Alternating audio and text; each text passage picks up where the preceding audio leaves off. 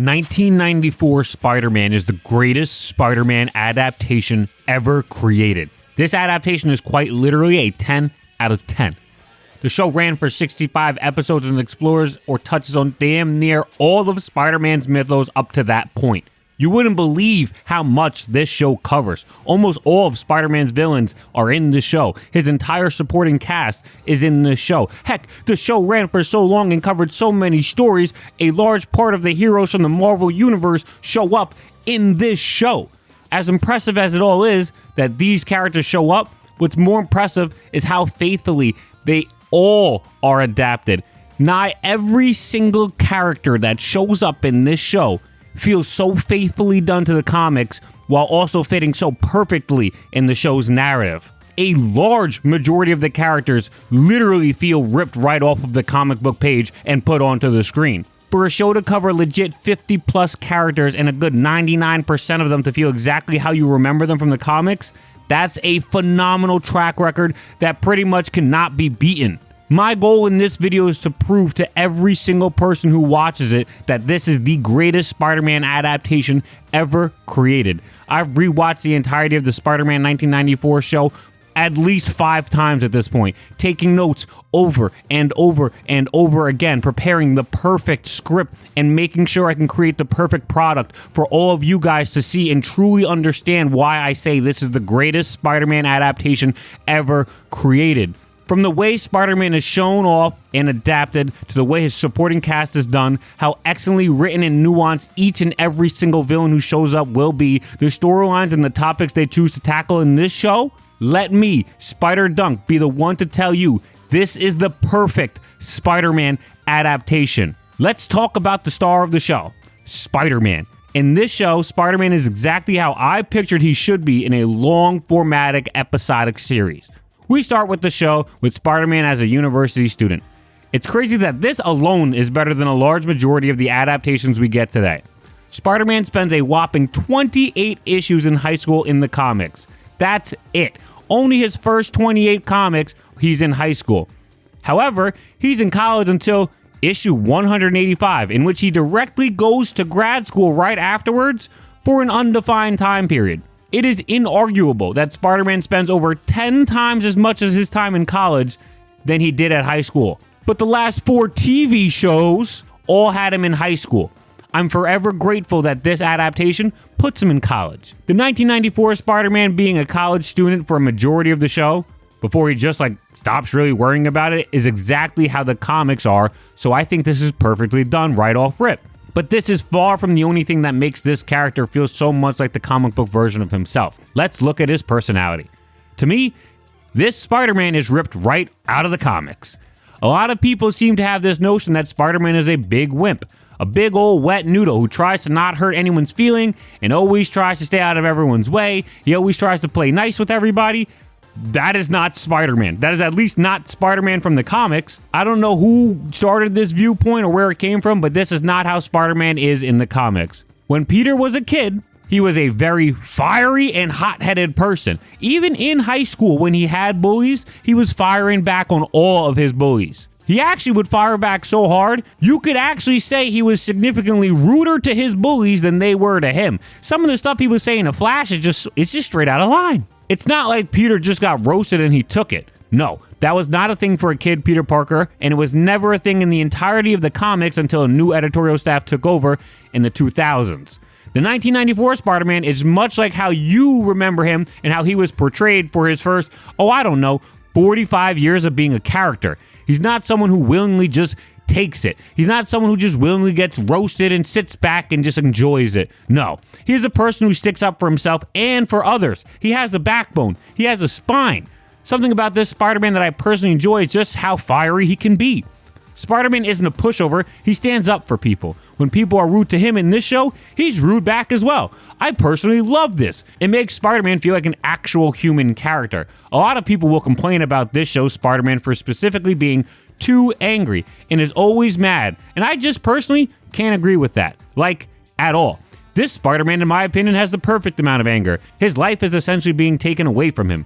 and a new life of responsibility is being forced upon him. Spider-Man accepts this, but the fact of the matter is, his life is constantly being put on hold because he's Spider-Man, or the fact that his loved ones get hurt because he's Spider-Man. This all takes a toll on him. If you were supposed to take a college exam and then a building exploded and you had to fight the supervillain who did so and then failed your college exam, you'd be furious. Especially if when you succeed as Spider-Man in stopping the villain, all of the news and media outlets just continue to cover you as if you're the bad guy. The way Spider-Man's anger is shown off in this show, in my opinion, is perfect. Any human being put in this situation would be furious. Most of the time, they'd be very angry constantly. This Spider-Man isn't only angry, he experiences other emotions as well. But he experiences anger and he experiences his emotions like an actual human being should. If Spider-Man were to not be angry at all, with all of this going on in his life, it would not feel like a real authentic character. It would feel so fake. Most adaptations like to show Spider-Man just like ambivalent to it or just getting upset about the fact that he's Spider-Man and his life was taken from him. Very few actually show how frustrating and furious this could make someone. In this show, you'll see Spider-Man being fiery and angry, but not to the extent of Peter just being an asshole. He's not like that. He's not like a super bad person because he's angry. He's just mad at all the circumstances that are being thrown upon him. And it all feels like he has the right to be mad, at least in my opinion. Here, I'm going to show you guys a few of my all-time favorite moments of Spider-Man being fired up in this show. All of these come with good reason, and it's nice to see Spider-Man actually have emotions. If you feel like you disagree after watching a lot of these moments, please comment down below what you think about Spider-Man's anger in this show. Peter's actions are directly responsible for Mary Jane's disappearance. How dare you! How dare you accuse me of harming the one woman in the world I would give anything to protect! I am tired of you, and your riddles, and your lessons, and your supreme arrogance! Don't you ever enter my life again! Do you hear me? Do you hear me? Quick comebacks, no clever one-liners. You think this is a game, Osborn? It's not! That was the woman I loved, and you're about to learn what that means. Oh! The tide is almost out of fuel. I'm taking you down, Goblin, even if it means I go with you! Don't worry about my pain. Worry about yours if I mutate into a dangerous creature, and you have to stop me. It's always the same. I can save the world 10 times over, but when I need help, I'm on my own. Thanks. For nothing. We don't have time to argue. We need to make another plan. I'm tired of this teamwork garbage. I'll finish this mission myself. I'm sick of hearing about you and your mission. It's not like any of your brilliant weapons and schemes have worked. Why don't you all go back into the cave you flew out of? Another thing about this Spider-Man is he isn't just Spider Cop.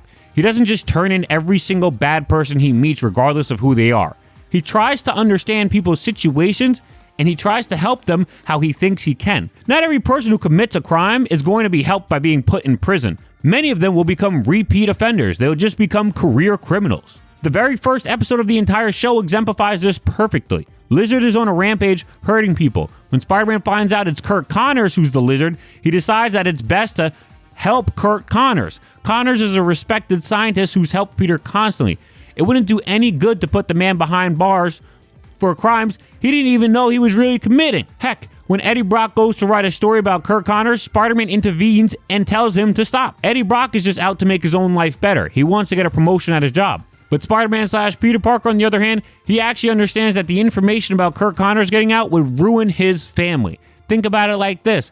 Curt Connors isn't inherently a bad guy. He took a serum so he can be whole for his family again, right? Putting this man in jail where his wife doesn't have an occupation and his son doesn't have a father does no good for nobody. Spider-Man makes the executive call to try and help him in his own way. There's a better way to help Curt Connors than to send him to jail. Spider-Man stops Eddie Brock from making the story, he helps Curt Connors, and what do you know? Curt Connors becomes an ally and a friend to Spider-Man for the rest of the entire show, which is also pretty accurate, but we can touch on that more for the Lizard specifically when we bring the Lizard up. But this isn't the only character that Spider-Man helps in a way that isn't just sending him to jail. He does the same for the Prowler too. What good would it do for the Prowler to send him to jail? He already learned his lesson. He already is going to pledge to be a better person. Sending him to jail now just seems like it's going to mess up the entire path rather than help him out. A detractor you could say about Spider-Man in this show is the show never does Gwen Stacy or Betty Brant as his love interest. However, you still do get two different love interests for Peter Parker, Felicia and Mary Jane. The show starts off and it just doesn't do the Gwen Stacy storyline at all. She's actually not here.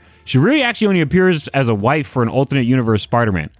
But the way the show has Peter unsure of who's the woman for him is exactly like the comics. Whether he's with MJ and then he quickly has to turn into Spider-Man so she gets mad at him, or he's with Felicia and he shows up late for the date and she wants nothing to do with him now, Peter's love life is tough for him to navigate, not only in the love interest department of Peter being confused on which one of these people is his real true love interest, and he goes back and forth constantly like the comics. The show actually has Peter Parker get married to freaking MJ. That's amazing. Granted, what happens after this is traumatic as hell, but it's amazing. The show lets Spider-Man grow and actually tackle mature themes. No other show has Spider-Man get married, let alone Spider-Man get married to a clone and then kill off said clone in traumatic fashion.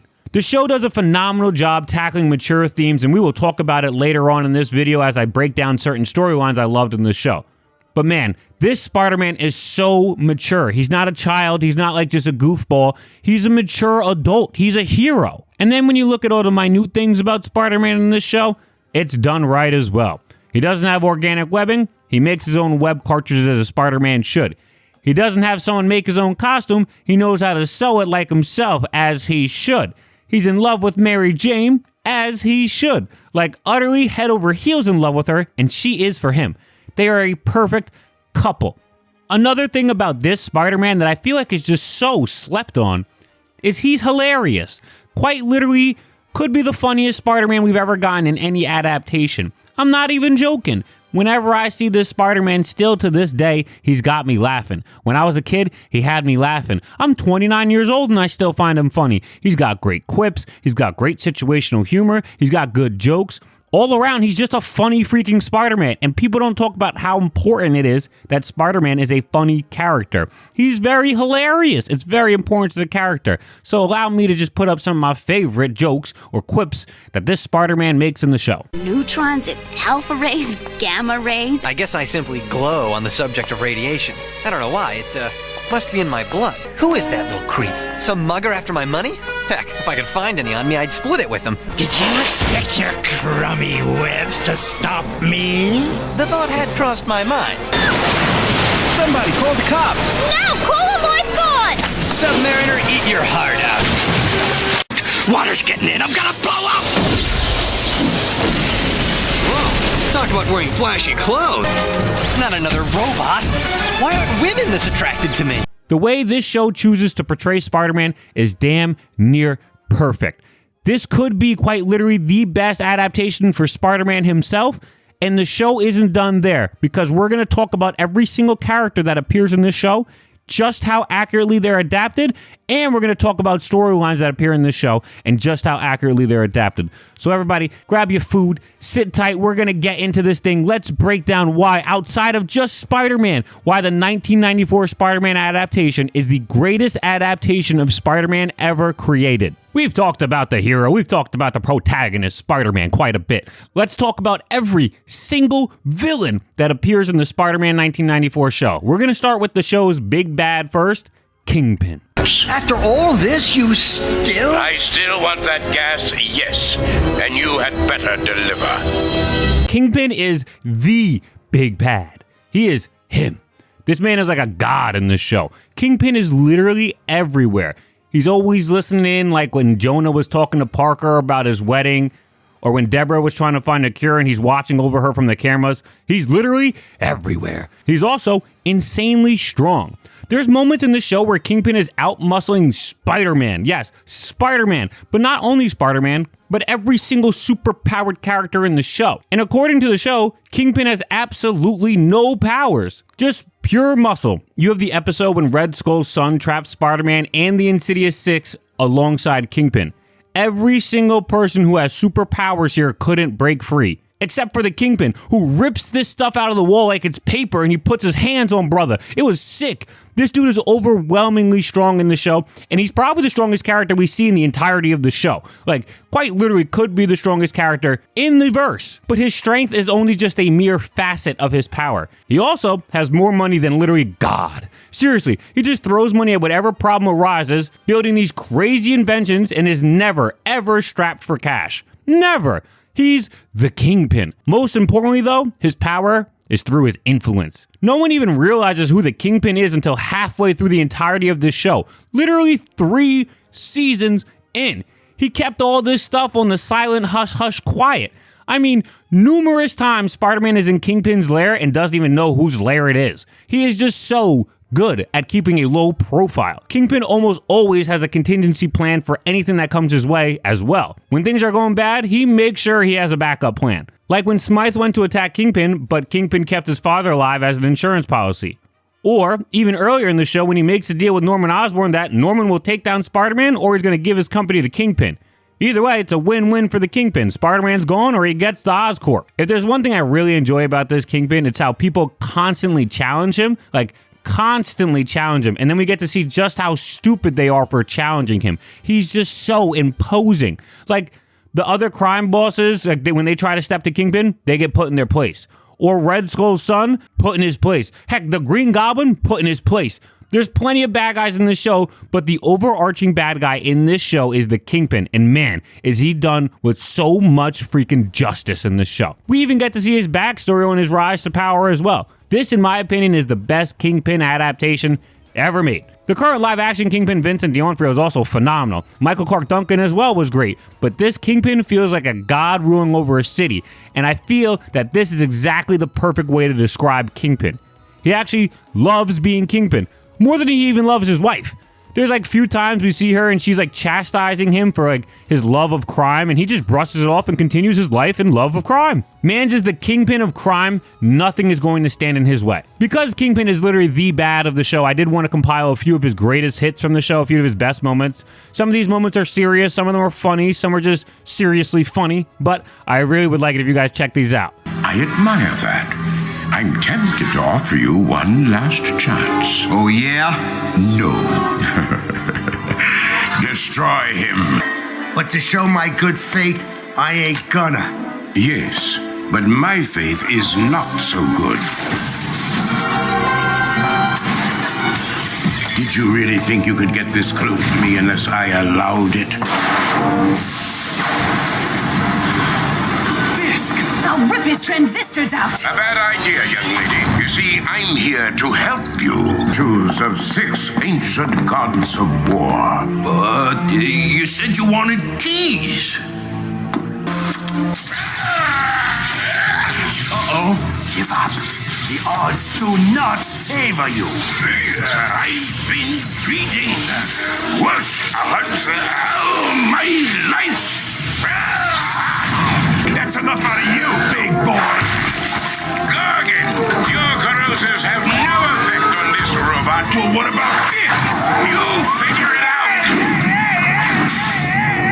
Better take a break, Deborah. Exhaustion breeds stupidity. For a moment, I thought we did it. For a moment, so did I. I am beginning to lose patience with our Empire State compatriots. If you can meet my price, and not just money, you must use this technology to destroy Spider-Man. No! I can't believe that's the first time Spider-Man's ever been animated in 3D. Could be the worst he's ever looked in anything. Like, it's just dastardly. All right, we've gotten through Kingpin. Let's get on to the rest of the villains. We've done the big bad. Who else is in the show? Oh, just about every villain you could probably think of. Next up, we got the Green Goblin. This character is stupidly well done in the show. Like, stupid. There's like maybe a thing or two off about him, but the man is the Green Goblin, and he's godlike.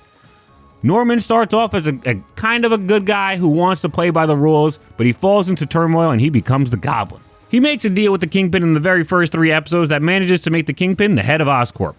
As time continues, Kingpin wants Osborn working on a serum to enhance the strength of an individual. However, these experiments get leaked to the press, and due to this, Norman Osborn is about to lose his company. Norman Osborn got desperate and he turned to using the serum on himself. This causes him to be the Green Goblin, and he tries to enact revenge on those who he believed wronged him. This is his first appearance in the show. However, he does appear again, and after learning Spider-Man's identity, he knows Peter Parker is under the mask. We get this like possibly one of the best moments of Peter Parker and Norman Osborn in any adaptation ever.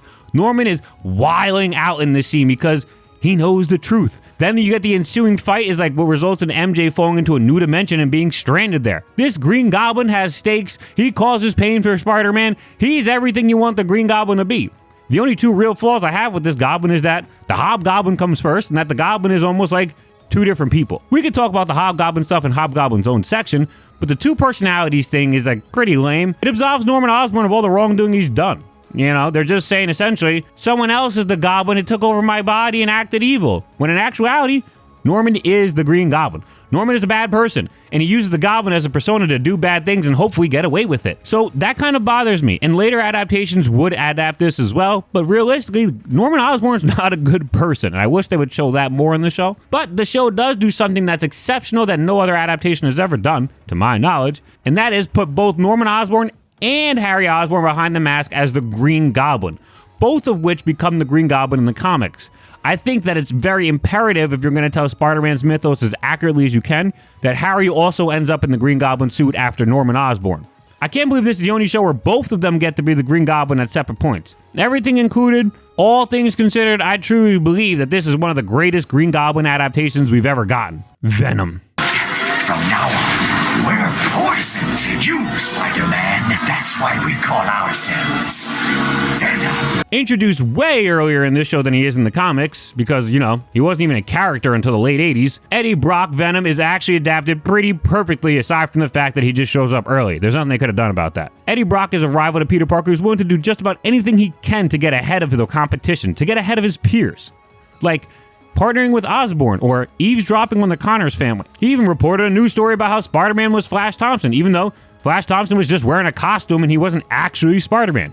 I really love how this version of Eddie Brock has some reasonable, realistic gripes with Spider-Man. He truly does. Spider-Man breaks his camera when Eddie Brock was trying to get photos of the Lizard. And at that point, you're like, I mean, it's annoying that Eddie Brock's trying to get pictures of the Lizard, but he does have the right to do this. It's his job. He's a reporter. And then Spider-Man just smashes his camera because this is actually Spider-Man's friend. Spider-Man loves Kirk Connors. He doesn't want anybody to ruin his life. So he does have reasonable gripes with Spider-Man, but he also has some delusions of grandeur when it comes to Spider-Man ruining his life. And that's exactly how Eddie Brock should be. Like this. At first in the show, Spider-Man did get in the way for reporting with the Lizard, sure, but Eddie Brock reported Flash was Spider-Man. Spider-Man had nothing to do with that. Nothing. Spider-Man didn't put Flash Thompson in the suit to make Eddie Brock look bad. That's not Spider-Man's fault. Then you go a step further, and Eddie Brock is blaming Spider-Man for him being fired from his new job, even though Spider-Man is the one who saves him. Spider-Man saves his life, and then Eddie Brock is blaming Spider-Man. Heck, Eddie Brock even blames Spider-Man for himself getting evicted. Eddie Brock even blames Spider-Man for getting a cold. Just Spider-Man. You made a fool of Eddie Brock whenever you could. It cost me my job, my reputation, my health, my apartment. You just won't stop till you ruin me, will you? Are you? This guy is delusional in the best way possible, because this is exactly how Eddie Brock is in the comics. This is the Eddie Brock you all know. He's delusional in the best way possible. And then the scene of Eddie Brock working out, thinking about beating Spider-Man after he first becomes Venom is just so phenomenal. This feels like it's ripped straight out of the comics. Venom also makes things personal with Spider-Man, which I find perfect.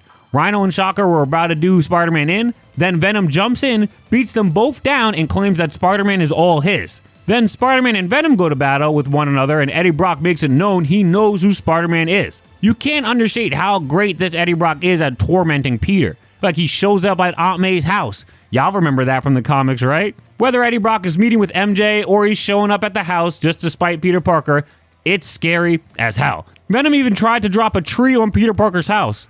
Like, this dude is vindictive. One little detail about Venom that I think is so cool in this show is how the suit forms around Eddie Brock. I just think it looks really great, and I want to point that out. Lastly, the thing we gotta talk about with Venom is, even though he shows up as a villain and him and Spider-Man are great adversaries, he actually doesn't stay as a villain at all.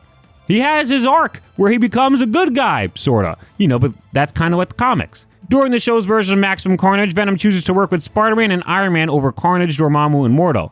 When it comes down to it, Venom also makes the ultimate sacrifice and shoves Carnage and himself into the Dark Dimension to stop Dormammu. Sadly, we never get to see Venom again in this show.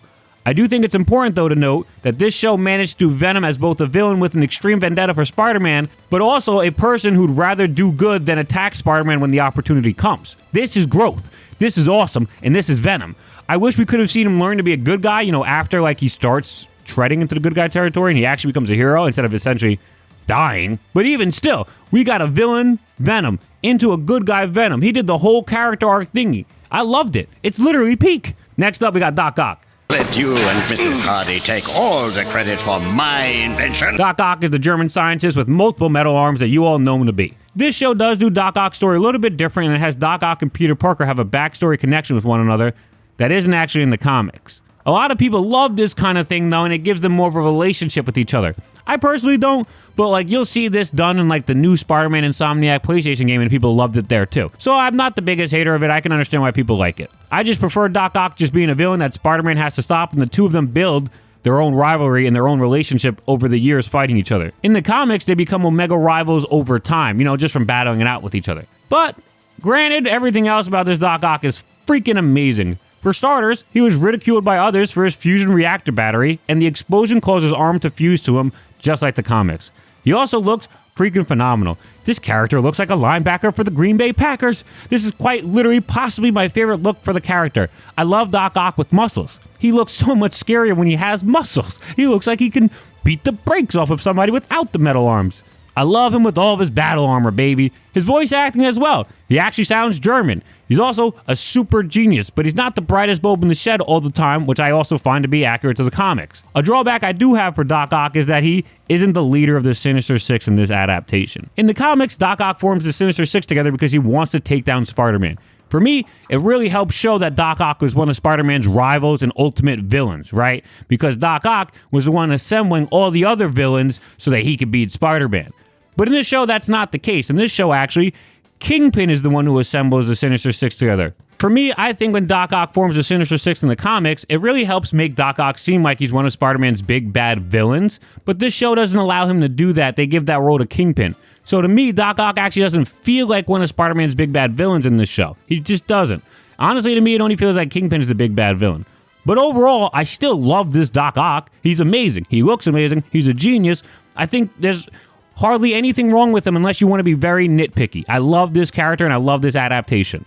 Let's talk about Lizard. This is quite possibly the best Lizard adaptation we've ever gotten. I thoroughly enjoy how this show portrays Lizard and Dr. Connors.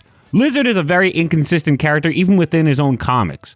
I prefer personally when Lizard retains his intelligence and is smart. He should be evil, but he uses his intelligence for evil. I like this more than the Lizard just being a mindless, snarling, overgrown lizard. When he actually has intelligence, he has his own agency and he can do different things. When he's just a rageful monster, that's really all he can be, a rageful monster. This show chooses to adapt the Lizard with intelligence, and I love it. Initially, Spider-Man has to stop the Lizard, but when he figures out Kirk Connors, his professor, is the Lizard, he does everything he can to help the Lizard get back to being a normal old Kirk Connors. And because of this, Kirk Connors chooses to actively help Spider-Man throughout the rest of the show. Now, I just love this version of the Lizard so much. Oftentimes, the Lizard is hard to adapt because, what do you do with him after the Lizard storyline? Well, this show does it perfect. They make Kirk Connors a reoccurring character and an important character in the story. Very great adaptation in my opinion. Following that, we got Mysterio. There's a certain irony here. Mysterio in the 90s is damn near 10 out of 10 adaptation of Quentin Beck. His initial story is very similar to his first comic appearance in Amazing Spider-Man number 13. Quentin Beck is how he should be. A disgraced VFX guy. In this show, he has a more personal connection with Spider-Man as he blames him for his mistakes that labeled him a disgrace. For me, a lot of the charm for Spider-Man, in my opinion, is him having to build a connection with his villains. He doesn't have one right away, but it just grows over time. Battle after battle after battle, they begin to understand each other more and, recognize each other. They get each other and who each other is more so. And I like how the villains and Spider-Man build their chemistry like that rather than them just having chemistry before they even became villains. But outside of that, what more could you want from this Mysterio? This guy is great. He looks exactly like Mysterio, straight out of the comics. He has illusions galore, duplicates of himself, fun banter. He's a phenomenal Mysterio. In this show, Mysterio does actually die. He's probably one of the few deaths that actually occur in the show. Many characters get stranded in alternate universes like Goblin, Venom, Carnage, and even Mary Jane. But Mysterio in this show literally dies. He chooses to stay with the woman he loves in a collapsing building. I feel like this gives Mysterio more characterization and makes him feel more human. I really like this Mysterio, man. Overall, this is for sure one of the best adaptations Mysterio's ever gotten. He's not fully evil, he just wants what he wants. And in the end, when it came down to trying to kill Spider-Man one final time or stay with the woman he loved, he stayed with the woman he loved. This Mysterio feels like such a real character. Very well done. Scorpion in this show? Great. Scorpion, this is probably the best version of Scorpion I've ever seen. That's it, Gargan! Don't let up! Get in! Who's doing this fight, me or you? Scorpion is adapted in the first ever adaptation of Spider-Man ever made, and he's also adapted in the brand new Spider-Man adaptation, Your Friendly Neighborhood Spider-Man. In this show, though, you get the full scope of Scorpion. Matt Gargan is a big old loser. Jameson pays him to follow Peter Parker around, yet Matt Gargan gets no info because he's a loser. When he goes back to Jameson starts frying him up, calling him a loser, and Gargan's like getting down and upset about like how he's been beaten all his life and he doesn't want Jameson to make fun of him anymore, and Jameson's like, I wonder why. Like, this guy's a loser, straight up. Immediately, right off rip, showing you that this Matt Gargan is a loser it's just perfect. That's exactly how he is in the comics. The 60s show, they don't really actually show Matt Gargan. You don't get any of that stuff. And then Your Friendly Neighborhood Spider-Man, he's a street gangster thug. He doesn't work for Jameson. I love how this show actually gets Matt Gargan's character right. I will say Scorpion is also great in this show as well. He's like the original Dark Foil to Spider-Man / Peter Parker, and this show does that. In this show, Peter Parker works for Jameson, correct? And although his life has its pitfalls, he has a great life. Very smart guy, college student, paying job, is Spider-Man, helps others, gets girls, great life. Matt Gargan, on the other hand, he works for Jameson, can't do nothing right, is a failure, becomes a Scorpion, and starts hurting others. Literally, the dark mirror of Spider-Man. In this show, Stillwell is also the scientist who helps make Matt Gargan into the Scorpion after Jameson pays him, and this is all straight up out of the comics. This is quite possibly the best Scorpion adaptation we're ever gonna get. Just to further how great this show is. Who's up next? We got Craven.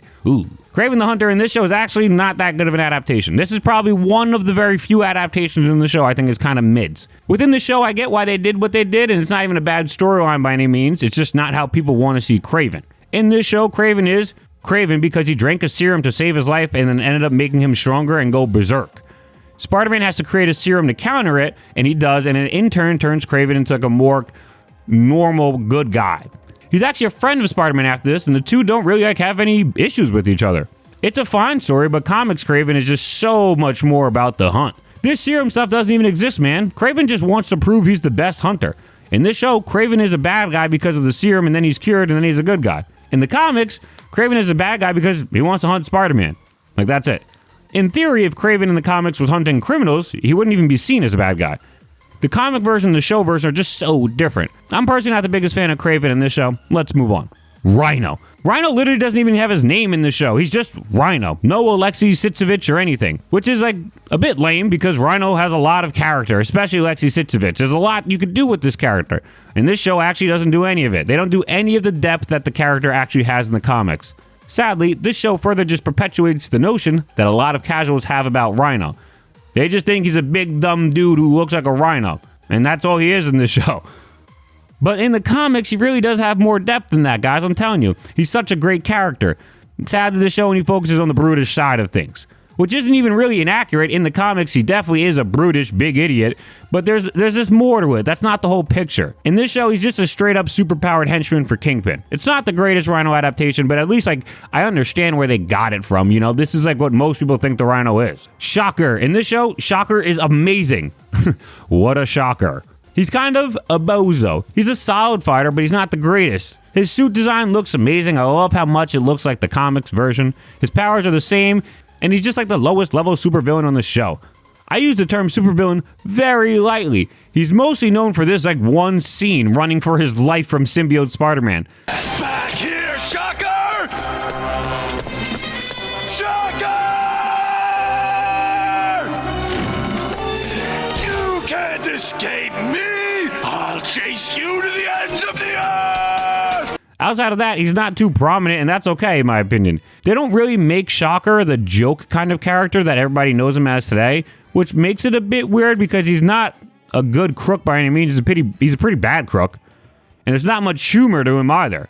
But he's by no means a bad adaptation. He's just the Shocker. He really didn't become the goofy loser until after the 90s, so it makes sense. Just seeing him be like buns at his job and like not funny at the same time, it's a bit weird. Next up, we got Hobgoblin. This is certainly the best Hobgoblin adaptation of all time. This version of the character is just so incredible. For starters, the voice acting is unbelievable. Mark Hamill, yes, that Mark Hamill is the voice actor for this character, and you could really tell why his evil laugh is just so good once you realize who the voice actor is. This is surely the most iconic version of the character. Mark Hamill cooked when voice acting the Hobgoblin, but the character himself also is done so freaking well. His glider is amazing. He uses pumpkin bombs, amazing. He's got his classic costume and he looks amazing. And as a character, they got Hobby down to a T. He's a criminal out to get paid. He's not really one for the vendetta stuff. Sure, he hates Spider-Man and Kingpin, but he really is just looking for a fat paycheck, and he wants to get it however he can get it. He's a master manipulator as well. The person under the mask in this show is Jason Masondale, because that's who was believed to be Hobgoblin in the comics at the time. Nowadays, we know it's Kingsley, but at the time, this wasn't actually accurate. It wasn't Kingsley yet. The only real inaccurate thing about this Hobgoblin is he comes before the Green Goblin in the show. It's very weird, because Hobgoblin only becomes the Hobgoblin in the comics because of the Green Goblin. He finds all of his old tech and he repurposes it. He repaints it. He uses it for himself. However, Green Goblin literally appears seasons later than the Hobgoblin in the show. Hobgoblin appears in the first season of the show. Green Goblin doesn't appear, I think, until the third season. Apparently, this was done because the Hobgoblin toy was created before the show was actually, created. So in order to capitalize on toy sales, they made the Hobgoblin come first. I find that pretty lame. I'm not going to lie. I think it's really stupid that they had the Hobgoblin come first just for some, stuff that had nothing to do with the show, just because they wanted to make more money off of it. But at the end of the day, I can't let that ruin this nigh perfect adaptation of the character. The best Hobgoblin for sure. Next up, we got the Chameleon.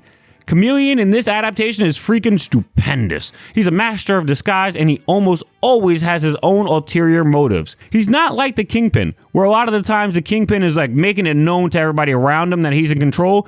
Chameleon likes to stay behind the scenes and bide his time. You see, in the show, Chameleon tries to invade S.H.I.E.L.D. and steal secrets from S.H.I.E.L.D., but in the process, he gets caught and put in jail.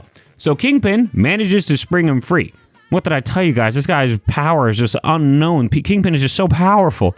But then Chameleon works for Kingpin and manages to get into places and steal secrets from him, so he spends a good portion of the show just working for Kingpin. But that's not his goal. Actually, the whole time, this man, the Chameleon, is pretty much silent. He's completely silent unless he's in a disguise for somebody else. You never even really hear him say his own goal.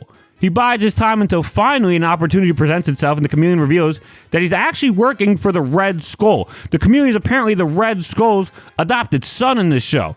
Now, me personally, I don't recall this ever being a thing in the comics canon. I've read God knows how many Spider-Man comics. I even had to do research after the fact while I was watching the show, and I'm like, this is just not a thing.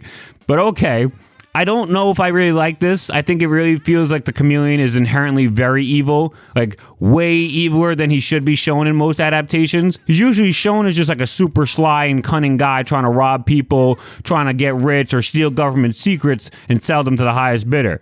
But this Chameleon is quite literally a Nazi. He's evil.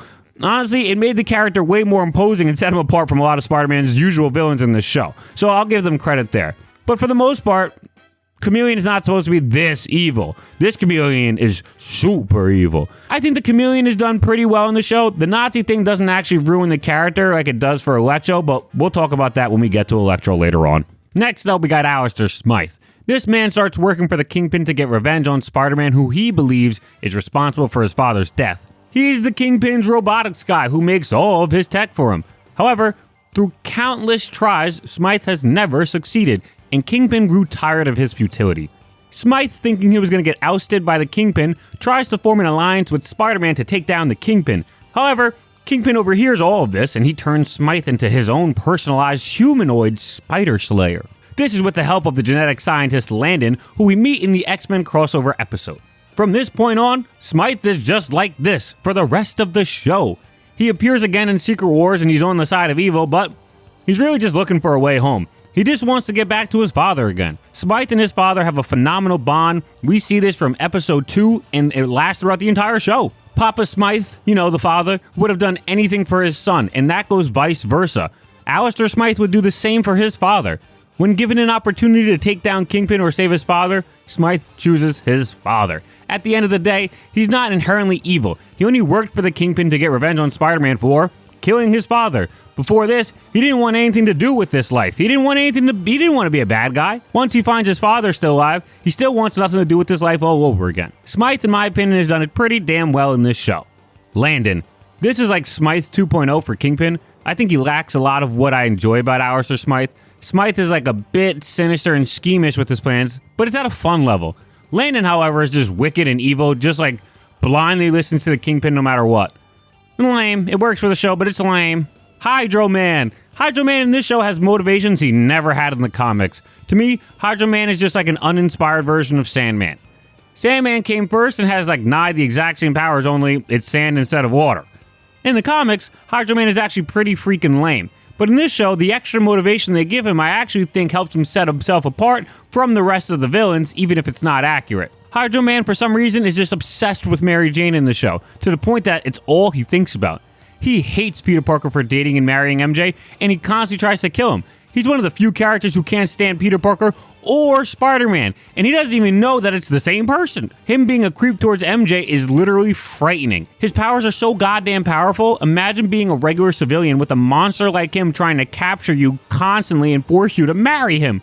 Oh my god, that would be terrifying. This also helps separate Hydroman from the rest of them. A lot of the villains of this show aren't really vile, but Hydroman definitely is. He's forcing a woman to marry him, or at least he's trying to. That's creepy as hell. It may not be exactly accurate, but in my opinion, it makes the character stand out way more. I actually kind of like it. It's a great way to make Hydroman have his own storyline that actually matters in the context of the show. Silvermane. In the 90s show, Silvermane is an older crime lord. His storyline revolves around him being old, but wanting to be younger, so he can continue his time at the top of his gang, and maybe even put his gang above all the other gangs. Silvermane seeks out a tablet of time that could help make him younger, which is actually pretty on point for the comics. His character, however, is pretty surface level, and there's not much deep to him.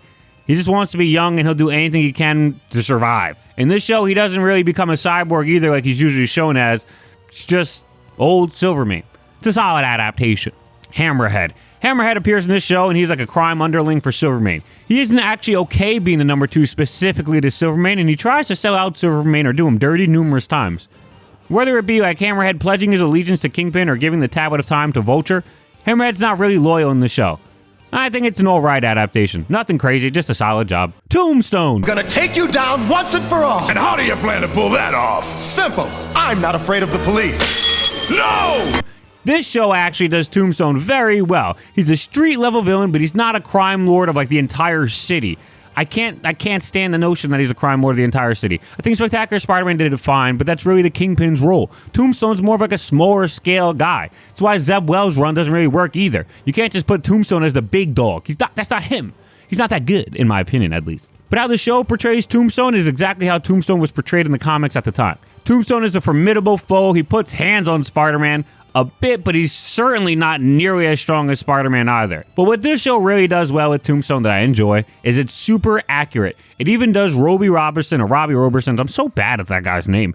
And it really does his whole storyline with Tombstone, with like the two of them having a backstory together and whatnot, and how Tombstone's still trying to screw him over to this day because of their history together. I love this. I love it so much. It's a great way of bringing in side characters to the forefront of a Spider-Man story and making side characters relevant in Spider-Man's adventures. Because of Tombstone, you get Robbie and Randy both here, and Spider-Man is trying to take down Tombstone, but he also understands he has to let the family figure it out themselves. They have to stand on their own too. It's very well done in my opinion.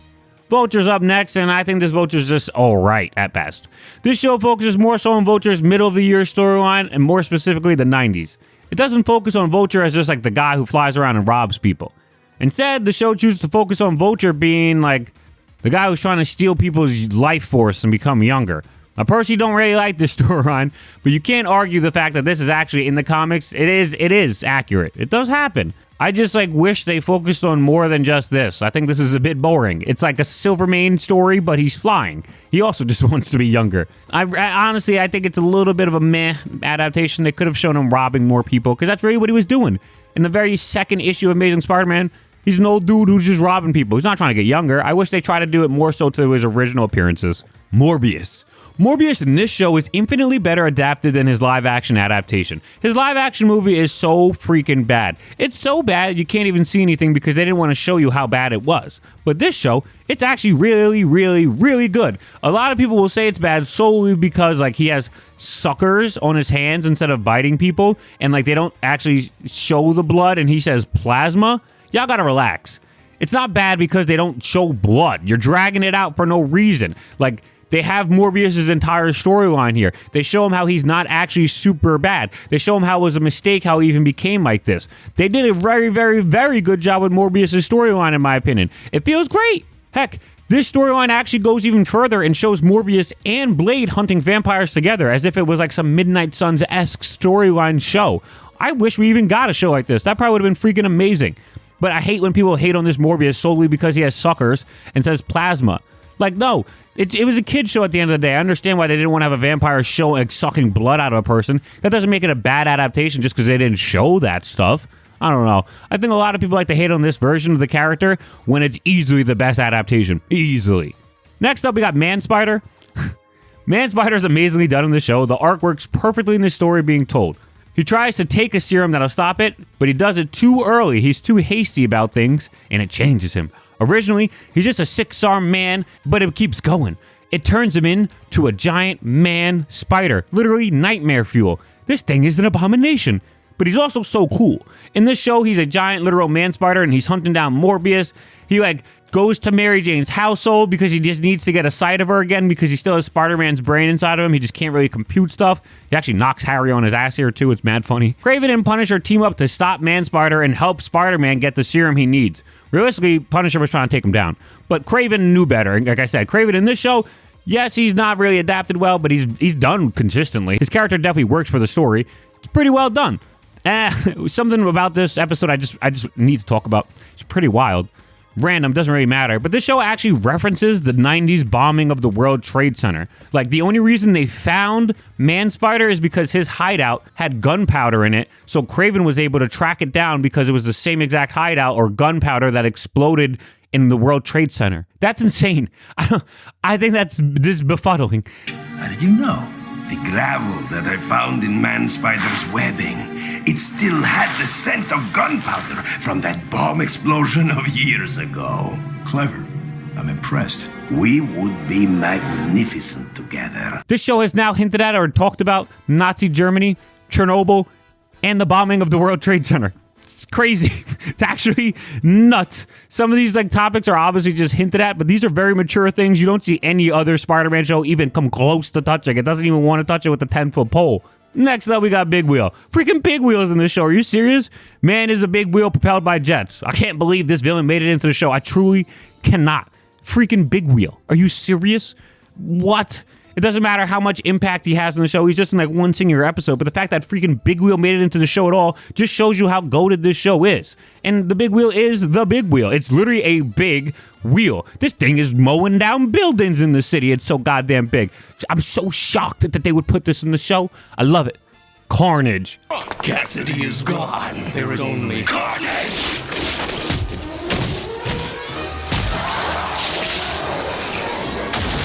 This has got to be the best adaptation of Carnage, which is absolutely bonkers for me to be able to say that, but it's true. The character just never truly gets to play in his playground. What I mean by that is that Carnage is a mass-murdering, sadistic psychopath. He murders indiscriminately because he can. He's a freaking lunatic. This is not something most Spider-Man adaptations are willing to adapt. Spider-Man adaptations for the most part are aimed at kids, especially nowadays. Every show since Ultimate Spider-Man has felt like it's aimed at a younger audience, or younger, obviously with each show coming out. Showing a mass murderer terrorizing a city, probably not something you can easily get away with when this show is supposed to be geared towards children.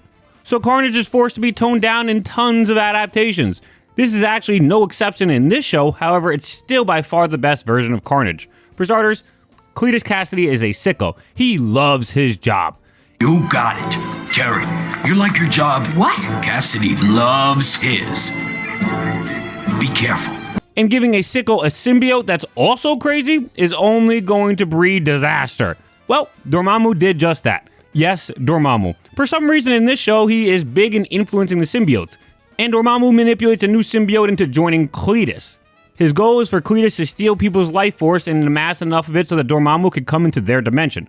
Carnage isn't necessarily killing people, but he's definitely stealing their life force, which is almost like killing people, and then he goes around terrorizing the entire city. This arc also features War Machine, Iron Man, and Venom, as well as the villains that team up with Carnage, Mordo, and Dormammu. It's kind of like a mini Maximum Carnage. This version of Carnage freaking rules. The Spot. The Spot in this show is way more like his comic version than the Spider-Verse Spot. Spot, even though he has interdimensional capabilities, was actually a big old jobber for a majority of his time in canon. Just a jokester. He's a good person, not a super villainous bad guy, willing to destroy the multiverse. Dr. Ohm in the 90's show is a goofy guy and he becomes a Spot in an accident. This is a pretty solid adaptation of the character. They don't show Cloak or anything, but it's pretty solid. He becomes a source of a lot of problems in the show with his interdimensional wormholes, but overall, this is a pretty accurate adaptation. You don't have Cloak here, but the character himself, super on point for what you want the Spot to be when you're adapting it from the comics. Yes, he's not like Spider-Verse where he's an arch nemesis to a Spider-Man, but this is literally exactly like the comics. It's very accurate. Next up, we got the Prowler. The Prowler shows up in this show, and what do you guys expect? As per usual, this is quite possibly the best adaptation of the Prowler. It's almost like every single character in the show got their best adaptation from this show. It's either that or Spectacular Spider-Man for the most part, honestly. In this show, the Prowler starts off as a bad guy, and it's purely because of circumstance. He's broke, and he's down in his luck, and he's just trying to get some money without being pushed around. This is spot on for the comics, like literally to a T. They do have Hobie Brown committing a crime, and then realizing he's got to be better than this. He needs to be better than this if he wants to be with the woman he loves. A main difference in this show before he ends up turning everything around is he gets his Prowler suit from the Kingpin, which is actually not accurate. In the comics, he's actually just a super smart guy. He helps make the Prowler suit himself, you know, just like with his own tutelage. In this show, Prowler and Spider-Man work together to take down Kingpin and to free Prowler from the Kingpin's clutches. After this, Prowler decides to turn over a new leaf. Hobie Brown's like, look, if I want to be with the woman I love, I can't just go around stealing stuff. I can't be a criminal. I need to try and do things the right way. So he becomes a straight edge and starts being a good guy, just like the comics.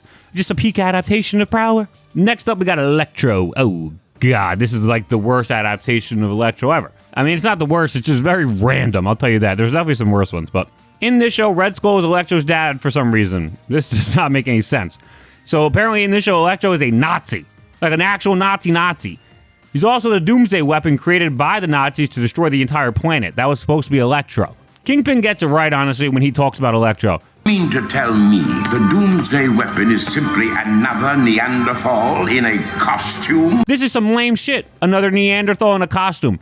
That the Nazis' doomsday was just to be able to create a man who could wipe out the Earth. Why is it not just like a bomb that blows up the Earth? I was so shocked. But yeah, Electro is just a straight up bad adaptation. He's stupidly powerful in the show, like to the point where he can just like control all electricity on the planet, and he's just like single-handedly beating S.H.I.E.L.D. He's also a straight up Nazi. It's also so random that he dresses like this, right? In the comics, Electro is just like a random bad guy. He just gets the powers of shooting electricity out of his hands because he gets struck by lightning, and he's like, shit, I could just don this goofy ass costume and be Electro. And that's it. That's how he, like, that's it. They don't really even give you a rhyme or reason why he's wearing the starfish like thing on his head. However, this show, this version of the Electro, he's a Nazi, and he's supposed to be a doomsday device for the Nazis. So why is he wearing a ridiculous getup like this? So goofy. And he's also a Nazi.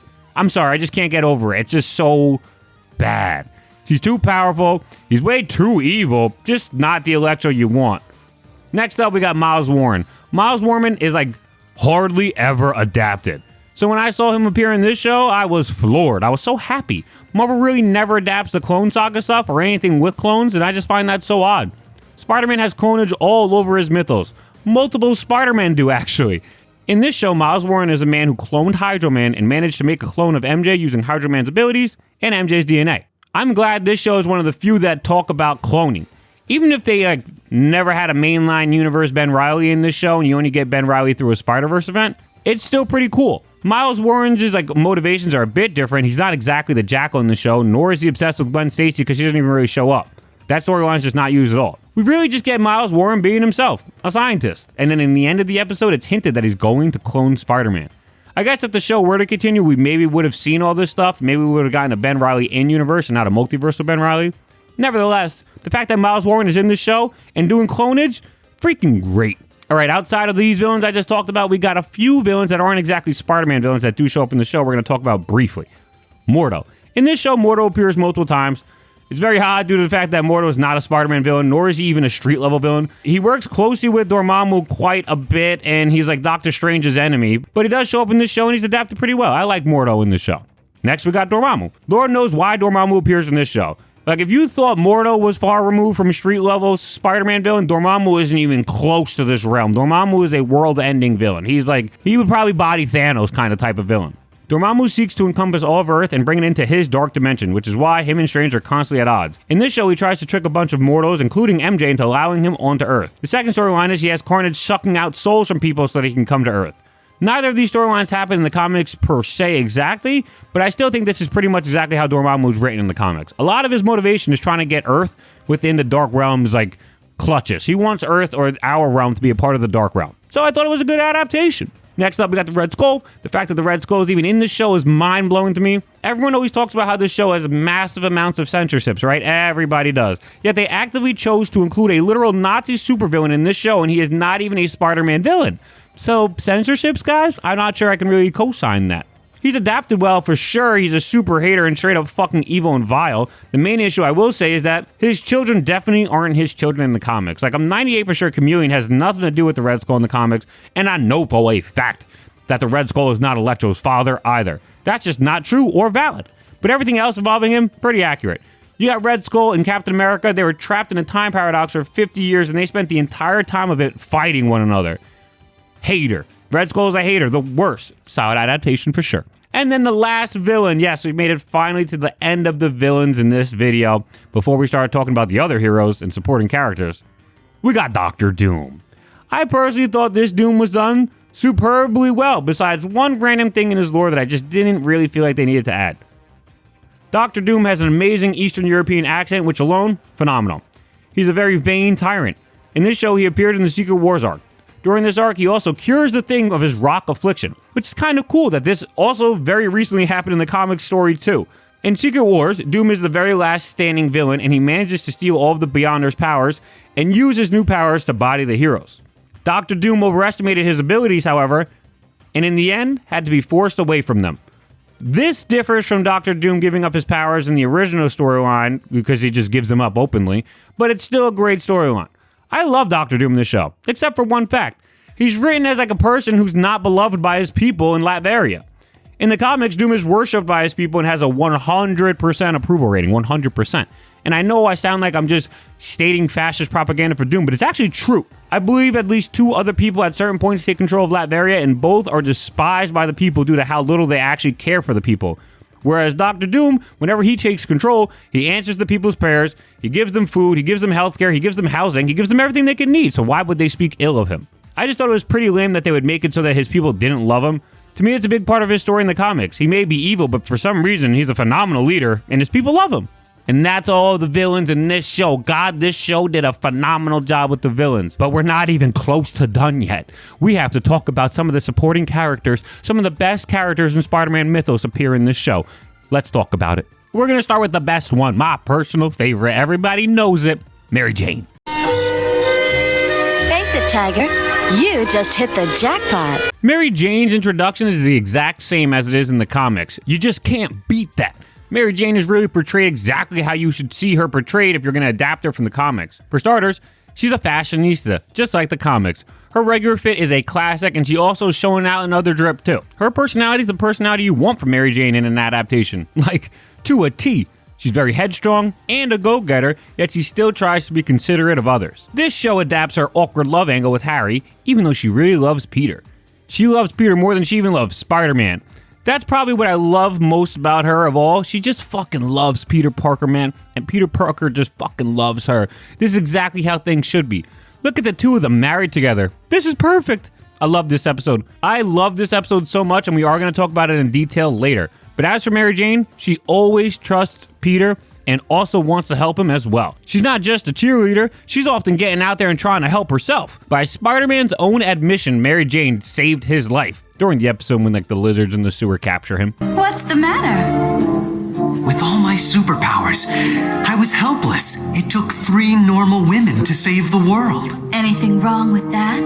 No, but I was hoping to be the only one to wear the superhero costume in the family. Of course, it'd probably look better on you anyway. Let me just say, if you're going to be with Spider-Man, lots of crazy stuff is going to happen to you. And that happens to Mary Jane. She's involved in a lot of these shenanigans. Hydroman is obsessed with her, and Mordo abducts her. Stuff just happening to her throughout the entire show. People just want to be with MJ. This is almost certainly the best adaptation of the character. This show is a kid's show, yet they still manage to at least touch or hint on her terrible relationship with her father. The whole clone thing and whatnot is very sad, I'm not gonna lie, it actually is heartbreaking. But at least we know that this clone of Mary Jane thinks exactly how Mary Jane would think, and she feels how Mary Jane would feel. Mary Jane really loved Peter Parker. The moment this clone of Mary Jane was created, she chases down Peter Parker because she just wants to be with him. This MJ is freaking perfect, and thank God X-Men 97 brought the two of them back together so I could actually watch this show in the moment when they get married. I love this MJ. She's a bit crazy, but perfect. This is like the perfect adaptation of Mary Jane. Harry, I'll call you later. I need to clear my head. What? But Mary Jane, you can't... Care to take me for a spin, Spider-Man? I need some air. Sure. Mary Jane, will you marry me? Mary Jane! Why did you do that? To prove to myself that you'll always be there for me when it really counts. You will, won't you, Peter? Yes. Yes, I will. Then of course I'll marry you. Aunt May. Aunt May is obsessed with Peter Parker and Mary Jane getting together with each other. Like, talks about it every day to Peter, which is pretty accurate for the comics. I get it. In this story, she's elderly and it definitely shows. She needs rest, or if she isn't feeling well, Anna has to help and pitch in. Aunt May thinks Spider-Man is a criminal in this show, and that's not too far off from the comics as well. She watches J. Jonah Jameson. I'd be surprised if she didn't think Spider-Man was a criminal. She has no idea that Peter Parker is Spider-Man, and she never finds out either in this show. They do sort of hint at the fact that Doc Ock and Aunt May have some chemistry together, and I like that. That's pretty cool. All in all, this Aunt May's adapted pretty solidly. She's pretty surface level, but she's well done. It's passable. It's a good Aunt May adaptation. It's not the most in-depth, but it's very solid. J. Jonah Jameson. This could be the best adaptation of the character who's not J.K. Simmons. The storyline where Spider-Man and Jonah are stuck to a bomb together, phenomenal. The two of them have to work together even though they hate each other. Jameson and Spider-Man never make up or see eye to eye before the series ends. But that wasn't really a thing at the time anyways. Back then, J. Jonah Jameson and Spider-Man always just hated each other. Jonah is still a man of conviction who wants to do the right thing, however. His reasoning for not liking Spider-Man is also super well done. His wife was murdered in a drive-by shooting by a masked assailant, so he never trusts people who refuses to show their identity. When Jonah gets a chance to talk to Doc Ock, Jonah's supposed to be calm and collected. Instead, he flies off the rails and starts reaming out Doc Ock, which in my opinion is pretty freaking accurate to how the character should be shown. Jonah also paid for Matt Gargan to become the Scorpion in order to stop Spider-Man. This is just such a great adaptation of Jonah. It shows there's a great high morale character, and it also shows that like Spider-Man brings out the worst in him. It's just a phenomenal character, man. I love him in this show. Robbie Robertson. Robbie is straight out of the comics in this show. I know I've said that like about a lot of these people, but you gotta understand how good this show is. There's a reason I'm calling it the greatest adaptation of all time. Robbie is the level-headed one at the bugle. Jameson is more of the sensationalizer. He makes things all dramatic, and he's just looking out for a story. Whereas Robbie, however, is very reserved, calm, and way more understanding and willing to listen. He actually believes in Spider-Man. He's the only person who believes in both Peter and Spider-Man, honestly. Robbie has some more to him too, though. We see he would do anything to protect his son when he's in trouble with Tombstone. Robbie was willing to fight Tombstone, a literal supervillain, just to ensure his son's safety. Robbie in this show is exactly how you'd expect the character to be. He's actually perfect. Harry Osborn is next, and Harry Osborn in this show is done pretty well as well. Although I do think they dull his story a little bit, I will say his story is pretty consistent overall for what I want it to be. For starters, he becomes Peter's friend in college. A big story point is Harry and Peter becoming roommates. And that's a part of this show as well. Harry is the less social, more anxious of the two between Harry and Peter. But somehow Harry manages to date MJ, which is pretty akin for the comics. On top of all that, Harry Osborn does not do drugs in this show like he does in the comics, or in Spectacular Spider-Man. However, Harry does become the Green Goblin in this show, and I think that's freaking awesome. Like, you hardly ever get to see an adaptation that makes both Harry and Norman the Green Goblin, which actually happens in the comics, so I'm glad that this show chose to do that. I do love how it's like the Green Goblin messing with Harry's mind, but they actually don't give any real reason as to why this happens. Like, they don't give any reasoning. Like, it's not like he was taking drugs or the Goblin serum got into him. That would make sense. This show literally just says like the Goblin is in his head. Okay, then. I appreciate Harry being Green Goblin, but like, why is the Goblin haunting him? Because he's his son? That makes absolutely no sense. Overall, I personally think this is a very good way to adapt Harry Osborn. He's a bit of a loser and a social outcast. Not a complete pariah, but he's not like the coolest guy around. He somehow manages to date MJ, he fumbles MJ, and then this sends him down an even further dark road, until he eventually becomes the Green Goblin. The only thing missing is they don't explain why he becomes the Green Goblin or how the Goblin gets in his head. But overall, I really like this adaptation of Harry. Next, we got Lieutenant Lee. This character's cool and all, but man, every time I see her, I just think she should have been Jean DeWolf. Lee's a character created for the show as like Spider-Man's friend in the police force.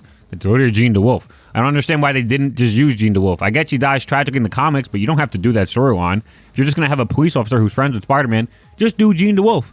So odd to me they chose not to do this. Next up, we have Aunt Anna. Woo! Aunt Anna is legit terrible. Nothing like the comics, this is just a literal bitch. And I don't use that word lightly or often, but she's just a bitch. Thoroughly the entirety of the show, she is a straight up bitch. No other way around it. Chameleon disguised himself as Aunt Anna in one scene and coincidentally was a nicer version of Aunt Anna. And he's a supervillain. What the heck? In the comics, Aunt Anna is a massive proponent for Peter Parker and Mary Jane getting together. This show makes it the complete opposite. Aunt Anna hates Peter Parker. She's always detracting from Peter Parker, saying how bad of a person he is. It's so strange. Like, they completely just destroyed this character. I guess it's because they don't want to talk about, like, or really show that Aunt May is a big Spider-Man hater. The show didn't really do that. Yeah, she doesn't like Spider-Man and he's a criminal, but they were just like, Aunt May's not a fan of Spider-Man. Versus Aunt Anna, who just goes off the rails with her hatred for Spider-Man or Peter Parker. It's crazy. Terrible adaptation. Next, we got Flash Thompson. He's obsessed with Spider-Man and he hates Peter Parker. Already a really good adaptation. When Morbius tries to kill Deborah, Flash jumps in between the two and he tries to save her. This shows that he's a good person, or at least he tries to be. I mean, he flings her into a bookshelf and it collapses on top of her. But isn't that just Flash at the end of the day? Trying to be a good guy, but also not being the best at being the good guy. Flash and Peter occasionally have some heart-to-hearts and I just really like that. For example, like season 2, episode 13. They talk about Flash's love life, and it's just an endearing conversation between the two. Why didn't Deb tell him to take a hike? Well, probably because she wanted to make you feel as jealous as you made her feel at the awards ceremony. What? You should have seen how she looked at you and Felicia. She did? Really? But what would somebody as brain-pumped as Deborah Whitman ever see in a jock like me? Hey, she definitely likes you, pal, so she can't be that smart. In this same episode, we also see Flash defy Spider-Man's orders because he wants to be more like Spider-Man. And he stays to try and offer some help. And then he freaking saves Spider-Man's life, like Spider-Man would have died had Flash Thompson not stayed behind. In another episode, he stands up to the Shocker and tries to stop him from stealing an unconscious Morbius. He's such a great person at heart. I feel like this is one of the perfect adaptations of Flash Thompson. Next up, we got Ben Reilly. Ben Reilly is a multiversal Spider-Man in this show. But in his own universe, he is a clone of Peter Parker who becomes Spider-Man. He dons the Scarlet Spider outfit, and that's really all we know about Ben Reilly. He tries to do the right thing and he tries to be a good person. I wish we got more from him, or we got like a mainline universe Ben Reilly. But I really like the fact that he's at least in the show. Who doesn't love Ben Reilly in this costume? Black Cat. Black Cat Felicia Hardy is done super well in the show. I'd argue this is her best adaptation, actually. Felicia Hardy is a smart, rich, spoiled, highbrow woman. But even though she may come off as snooty and like she doesn't care, she actually does. She cares even before she becomes Black Cat. Like she spends time with Robert Farrow, the rocket racer, trying to help him stay out of trouble. She has a massive crush on Spider-Man as well. Then she becomes the Black Cat. How she becomes the Black Cat, I will say I find pretty lame. I really do. She takes a super soldier serum and becomes the Black Cat. That's it. I mean, there's more to the story. Like, her father was examining this super soldier serum, and then he didn't want to give the information to the Nazis, and then over time, Kingpin abducts him, and to make sure super soldier serum works, Kingpin makes her father use a serum on her as a first test subject, and it does work, and then she becomes the Black Cat. I think it's a little over top because Black Cat's not like a super soldier, but we'll work with it. As the Black Cat, she helps others. She's a great partner for Spider-Man, and she has her own agency. She also teams up with Morbius and Blade to help hunt vampires. In this show, I would say this is a phenomenal Black Cat through and through. I think the super soldier stuff's a bit lame, but other than that, fire. Next up, we got Madam Web. In this show, Madam Web is a prophetic woman she is in the comics. She's way better than that trash-ass Madam Web movie, that's for sure. That movie was god-awful. This is actually a Madam Web. She looks like her. She has psychic powers just like her. She's Madam Web. She's often bothering Spider-Man, telling him how he needs to be ready for one day a big, great battle coming, until it finally comes in the end of the show. She doesn't really do much but read riddles to Spider-Man, which is on par for the character. Personally, I really do wish they did the Juggernaut storyline. We already know they had a partnership with the X-Men, so they already had a collab with the X-Men at one point. Juggernaut literally takes this Madam Web and Spider-Man has to beat her. Like, it just would have been awesome. I'm not too upset about it, but man, it would have been perfect. Overall, great Madam Web. Next up, we have Silver Sable and her Wild Pack. Silver Sable in this show is exactly, and I do mean it exactly like she should be done. Silver Sable herself is a pretty cold person personality-wise. She works with her Wild Pack, taking on contract work. But she does all of this for the greater good. I don't believe it's necessarily stated outright in the show, but she hints towards it. She's from Symkaria, a country in the Marvel Universe that is a very poverty-stricken country. She uses the money she gets from doing these deplorable jobs for deplorable people to send home to her country and help her country out. In this show, she's hired in particular by the son of the freaking Red Skull. She wasn't actually too sure that the Red Skull hired her, and she was actually shocked to find out the Red Skull was her benefactor. But she does jobs for sleazeballs all the time, so it couldn't have come as too much of a shock to her. Silver Sable in this show is still very much cold and working for people she may not agree with, but for a bigger cause. Then Spider-Man helps her out and actually saves her life, and she warms up to Spider-Man and begins helping him as well. Silver Sable in this show, I would say, is done very well. Next up, we got the Beyonder. Beyonder in this show isn't even given much characterization. He's a man with a plan of his own that he doesn't really feel like sharing with others. He's super duper powerful, strong enough that he can literally transmutate and relocate 5 villains from the planet Earth into a different planet in this universe that's a utopia, causing them to wreak havoc, and then he could fast forward the time just to see what happens. He could send people back to Earth and wipe their memories of all events that have happened. He's just like the Beyonder in the sense of his powers and everything, but I feel like they could have given him more characterization. Next up is Dr. Kafka. This character's adapted pretty well to her appearance of the time. Nowadays, we all know that Dr. Kafka is just like, God, what is this character? But back then, she was just a therapist who tried helping out villains and getting them the mental health care that they needed. She helped both Eddie Brock and Harry Osborn in this show. This feels perfect for the character, like right out of the books. She doesn't have a big role in this show, but hey, I'm glad they included her and only added her into the show where she's needed. This is literally what they should have done with Jean DeWolf. I don't get it, but I'm glad that at least Dr. Kafka's here. Liz Allen is up, and in this show, she's a bit of a nothing character. She just hangs out with MJ and occasionally makes snide comments. Until finally, we get to have Harry and Liz pairing off, setting them up for the future. We don't get to see any more of the character really after that, and she's pretty one note, but hey, Liz Allen's here. And then lastly, the last side character I'm going to talk about, Gwen Stacy. Gwen appears in this show very briefly. She's an alternate universe's Spider-Man's wife. This is literally the only time we get to see her, and we don't get to see much characterization out of her. But many people don't even know she's in this show, so I want to point out to y'all that Gwen Stacy is in fact in this show. That's about all the side characters in the show, from Mary Jane all the way down to Gwen Stacy. Everybody who I think is worth talking about, we talked about in this section. But this video's not done yet. You may not know this, because it's a Spider-Man show, but damn near the entirety of the Marvel Universe shows up in the show, and we have to talk about how those superheroes are adapted as well. Let's talk about it. So let's start off with Daredevil. Daredevil in this show, peak. For starters, we get both Matt Murdock being a lawyer for Peter Parker, and we get Spider-Man teaming up with Daredevil. Like the best of both worlds. Matt Murdock is a very competent lawyer, and then Daredevil is just the man. He looks amazing in this show, like with the shading they use. Holy God, he's an incredibly capable fighter. He's actually the person who tells Spider-Man who the Kingpin really is. Up until this point, Spider-Man believed Wilson Fisk was a good person and a philanthropist. That is just not the case. Daredevil had to be the one to make Spider-Man privy to this information.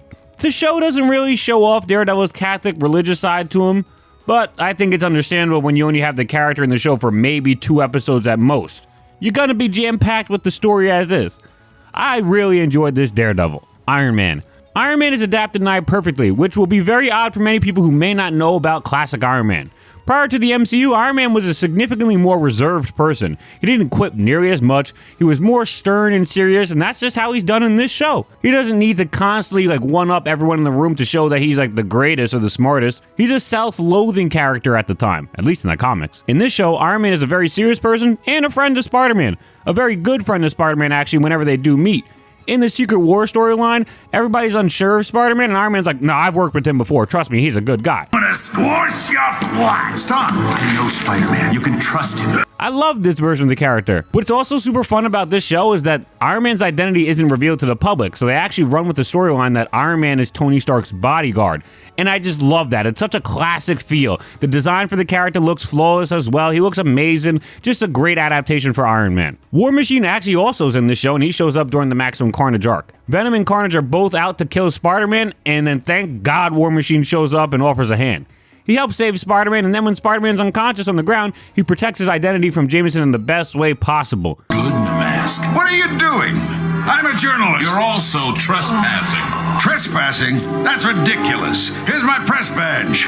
I don't see no stinking badge. I don't see no stinking badge. I love this War Machine. He looks like War Machine and he acts like War Machine. This War Machine is great. Next up, we got Captain America. Captain America in this show, I find him to be pretty solid. I wouldn't say he's like peak or anything, but he's good for sure. For starters, I think his costume colors are terrible. I'm gonna be real. I don't think this blue is really American blue enough. I know that sounds like a nitpick, but it just looks weird. He also seems to be somewhat too involved, like with the people in the missions. For example, in Battleworld, Captain America is more focused on Black Cat than actually completing the mission. This horny ass old man, he does obviously act like a hero and he's a good person, but I don't know, he just doesn't feel as like Cap as he should. I feel Captain America is a literal layup, and they made him a little too nuanced. Like, just show him being an openly, overly good guy. That's what people want to see from Captain America in a short adaptation. The X-Men. If you didn't know, the X-Men actually have a two-part crossover in this show. It's actually really cool that the X-Men show from the 90s had a crossover with the Spider-Man show from the 90s. When they do appear, they have the exact same voice actors and everything from their show, and they're adapted exactly how they should be when you consider who they are in their show. We're not going to focus on all of them, but we will talk about, or at least mention the ones that show up in the team before we talk about two specific X-Men who have more of a prominent role. But the ones who do show up in the team are Cyclops, Gambit, Rogue, Jubilee, Jean Grey, Professor X, and more. Wolverine. Wolverine is freaking perfect. This is the freaking Wolverine we all grew up with and we all fell in love with. He's a loudmouth, and he's rude, but he cares. Wolverine thinks Spider-Man had something to do with Beast's disappearance, so naturally the two have a brawling match immediately. Wolverine and Spider-Man would team up to save Beast from the facility where he was held captive. They have phenomenal amounts of chemistry with each other, and the way they like have these funny moments together, I love it. I think this is a great version of Wolverine.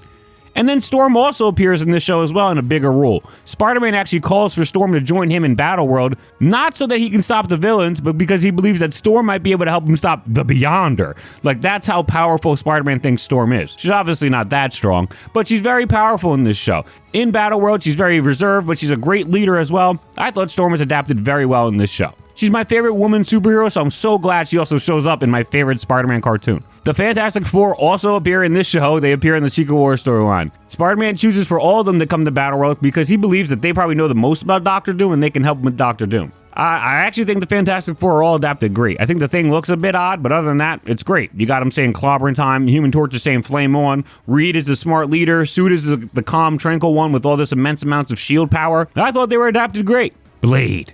In this show, Blade is done pretty well. He doesn't have a British accent or anything, but he still is a half vampire, half human vampire hunter. He hunts down vampires throughout the show with various tools like stakes, garlic, and holy water. He's very stern and standoffish.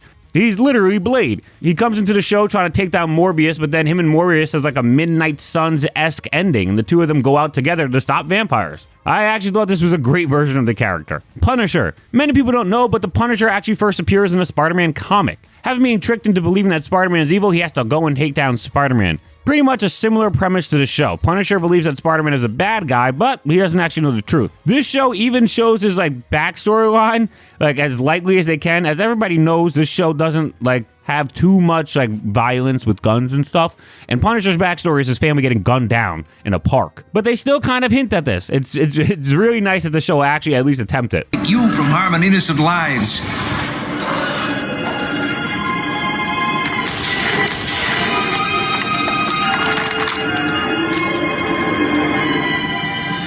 Say goodnight. Overall, I think Punisher's adapted pretty well. Obviously, this show is a more calm show for kids, so they can't go full out with Punisher. But they were able to do what I thought they could do with the character. They got his guy in the van and everything. He's got a skull shirt on. He's got a lot of different weaponry. And he's a good guy at heart. I thought it was a great Punisher overall. Doctor Strange in this show feels like it's exactly how he should be done. Appearing in an episode where Mary Jane is kidnapped by Mordo, Spider-Man and Doctor Strange work together to stop Mordo and save Mary Jane. In this show, I think Doctor Strange has done phenomenally well. He's very mature and he feels very knowledgeable as well. I think a lot of modern Doctor Strange adaptations, especially the MCU, have this issue where they show Doctor Strange joking and quipping a lot. It's really not the character. He's the master of the mystic arts. He's a pretty serious dude. And that's why I thought this Doctor Strange was so great. They didn't make him like a goofball. They showed him as Doctor Strange. Wong's not very much in this show, but he appears in the episode with Doctor Strange. He's pretty accurate. He's defending the Sanctum Sanctorum. He knows magic. Solid Wong. Nick Fury and S.H.I.E.L.D. In this show, Nick Fury has done excellently. This is like the original white grizzly Nick Fury. He's the leader of S.H.I.E.L.D. He doesn't really trust many people, but he's a very good guy at heart. It's a good adaptation for Nick Fury. And the last character we're going to talk about in this show before we briefly talk about some story arcs and end this video, this massive video we got going on, we got to talk about the creator himself. You probably didn't even know he appears in this show. But freaking Stan Lee is here.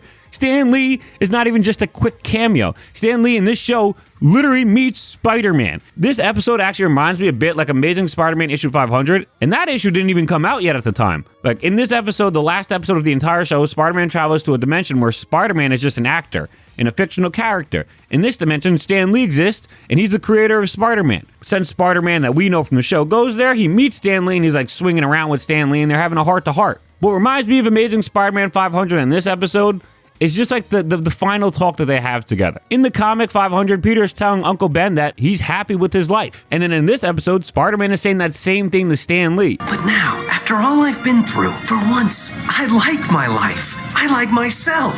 And for the first time ever, I wouldn't want to change anything about me. It's just so fire that Stan Lee's an actual character in this show. You can't beat that in my opinion. All right, that's every single character that appears in the show. Every single one.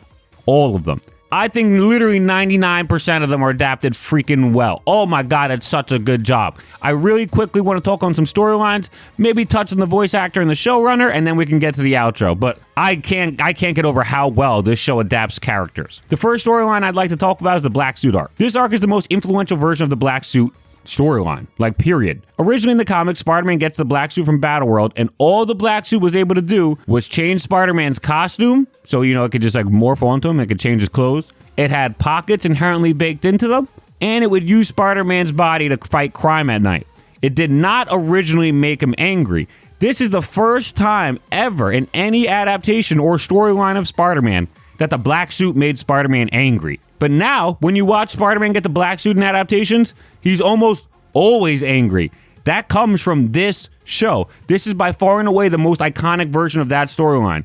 It is literally shocking how much more prevalent this show's version of the storyline is than the comics version of the storyline. Like, every single adaptation you see will use this storyline. Spider-Man 3, Spectacular Spider-Man, and any of the other Spider-Man shows. Heck, the Spider-Man 2 video game. Heck, Web of Shadows. All of these things use Spider-Man getting the symbiote and turning angry. And that all came from this show. You know what the craziest part is, too? I actually prefer the comic storyline, but you just can't deny how iconic this version of the black suit is. I'm not gonna listen to any more of this. I've developed a lot more than a backbone. You are different, and you scare me. I also want to touch on this storyline called Make-A-Wish. This is like the most mature storyline we've ever gotten in any Spider-Man adaptation for a cartoon. I think it's amazing. It's phenomenal. In these two, it's a two-part episode. In the two-part episode, Spider-Man meets this little girl, and she actually has a terminal disease, and he's trying to help her out, but he also gets brainwashed by Dr. Octopus, and then he believes that he's a villain because Dr. Octopus is, he just brainwashed him. This little girl and a taxi driver have to go and help Spider-Man out and save his life, and they do so. It's very cool. But then Spider-Man, he takes the girl home or whatever, and he's talking to the girl, and she just wants to know who Spider-Man is, who he is under the mask. She promises she won't tell anybody. Spider-Man's a little I'm not sure I can do it, but he's like, you know what, screw it, I'm gonna do it. Rips off his mask, and the girl's like, oh my God, you're Peter Parker. They share a heart-to-heart. Spider-Man leaves, and you find out this is literally the home of terminal children. She was in a literal home for kids who were going to die. I just can't believe this. I know who you really are. But I can't. Oh, wait. Maybe I can. For you, Taina. Wow, you're Peter Parker. Yes, that's who I am. That is so cool. Thank you, Spider-Man. Peter, you are the best friend I ever had. I was thinking the same thing about you. No Spider-Man cartoon would ever try to do a storyline this serious, in my opinion. I've seen them all at this point. I can't believe that they would do this storyline. It's so awesome. It's actually very akin to the comics as well. It's just a banger storyline, and I love it. I love it so much, and I could talk about it all day, so we're just going to move on to the next one. Next, let's talk about the wedding. The wedding storyline, I think, is really cute. It's really amazing. Spider-Man and Mary Jane finally get married. This also just goes to show you how mature this story is. No other Spider-Man show shows Peter Parker getting married to Mary Jane. They just don't. They do not. And then the show has Mary Jane be an actual clone, and she literally dies a traumatic, tragic death of just disappearing right in Peter Parker's arms. And then Spider-Man's just like screaming at the top of his lungs. This is so freaking sad. It's amazing. Again, no other Spider-Man cartoon would ever touch on a story like this or use this storyline. The real Mary Jane Watson. She loves Peter Parker more than anything in the world. More than anything. No! Mary Jane! Mary Jane!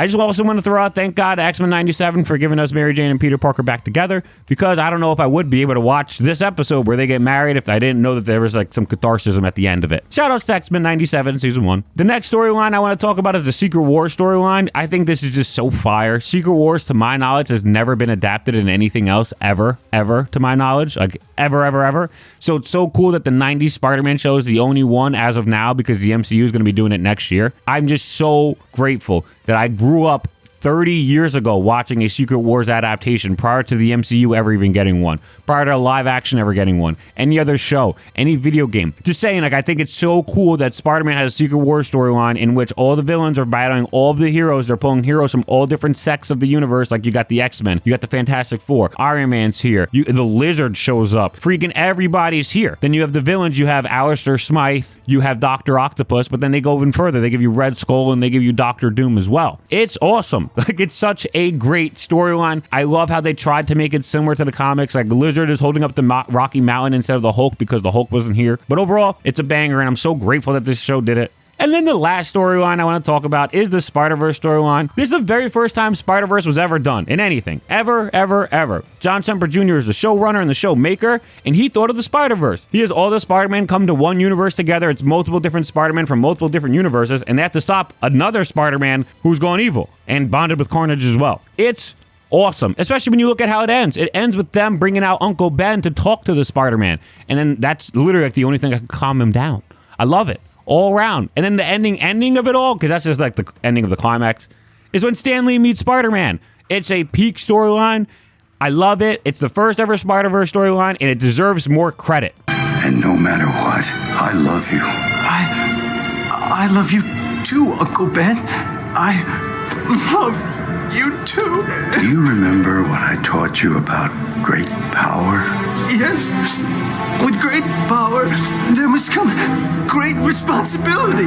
Really quickly, I just wanted to talk about John Semper Jr., man. This guy is the man. He's spoken about this show in great lengths, and there's plenty of interviews he's had where he's talked about the show. So I'll just try and paraphrase them for you guys a bit. John Semper Jr. really wanted to make a show of Spider-Man that was contemporary, so it was set in the current age time, but still try to do classic storylines. And he did such a phenomenal job at doing so.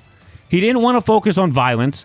A lot of people will say the show had too many censors, but he will openly tell you the show did not have that many censorships. He just didn't think he needed to try and fight with any studios or fight to get stuff put on the screen because it wasn't necessary, right?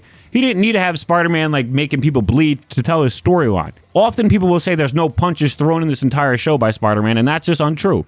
Spider-Man literally punches the chameleon in like the balls at the end of season 1, and he punches the Spot in the face. So I don't understand why people run with this. Like, it's true. It's not true at all. The show does have Spider-Man throwing punches. He just does a lot more wrestling moves because it's not really focused on the fight scenes or the animations of that stuff. It's really more so focused on the storyline, and the storyline's a fucking 10 out of 10, 15 out of 10 if anything. John Semper Jr. is the man, and we should all just be giving him a round of applause for giving us this show. As well as Christopher Daniel Barnes, because he's on my Mount Rushmore of Spider-Man voice actors. He is so goddamn good. In this show especially, when you hear his anger, his sadness, his happiness, his jokes, he's amazing, man. And I think Christopher Daniel Barnes deserves way more credit. This is the greatest Spider-Man show of all time. This show was not only contemporary, but it withstood the test of time. It was contemporary 30 years ago, and it still fits nowadays. If you're looking to watch a Spider-Man cartoon, This is literally the one to go to. No other Spider-Man show was able to do what this show was able to do. It tried to faithfully portray characters to their comic counterparts. The way the show adapts the heroes, the villains, and every single side character as faithfully as it can with as much love as it does is just so great. Even characters that aren't necessarily adapted faithfully, they still work within line of the story. This show doesn't only tell a banger Spider-Man story though, it incorporates a larger part of the Marvel Universe as well. Members from the X-Men, Avengers, technically the Midnight Suns, the Fantastic Four, they all appear in this show. Lesser used characters like Hobie Brown's Prowler, and even Man-Spider storyline. Heck, we even get to see the freaking Big Wheel in this show. If you want to sit back and watch a well-thought-out Spider-Man show made with care and love for the character, this is the Spider-Man show to choose. This is the greatest Spider-Man adaptation ever made. Everyone, and I truly do mean everyone, needs to watch it. This is easily the longest video I've ever done in my entire life. It's not even close. Like, I've rewatched the entire show like 5 to 10 times just writing the script alone, and then I took like 50 hours to write the script. God knows how long I spent writing the script and everything, recording it, editing, everything all put together. It took so long, but I had such a blast because, like I said, this is the best Spider-Man adaptation ever made. I can't complain about watching it over and over again. I honestly probably would love to watch it again. I might watch it again now that I'm done making this video because I have some more free time on my hands. I do want to say thank you to every single person who made it this far in the video and every single person who subscribed to my channel. I've worked really hard to build this Spider-Man channel up. I love Spider-Man with all my heart. He's been my favorite fictional character since I was like 3. I'm so grateful for each and every one of you guys for watching. I really hope you guys have seen this show or try to check out this 90s Spider-Man show, because this is probably what found my love for Spider-Man. You know, this show came out in 92. I was born in 96, so from the moment I was alive, I have it. I had like all the seasons on VHS tape. That's how much I love this show. But I just want to say thank you one last time, everybody. I really do mean it from the bottom of my heart. You guys are making my dreams come true, being able to make content just about my favorite character ever. It's so cool to me. That's it for me in this video, though. I'll put my Discord in the description down below. I have a Patreon, too. I'll put that down there. If you can support, I really would appreciate it. I'm trying to make banger Spider-Man content. This is not the end. This is just the beginning, people. I think that's it for me in this video, though. This long-ass video. I really do hope you all enjoyed. Dunk out. Peace!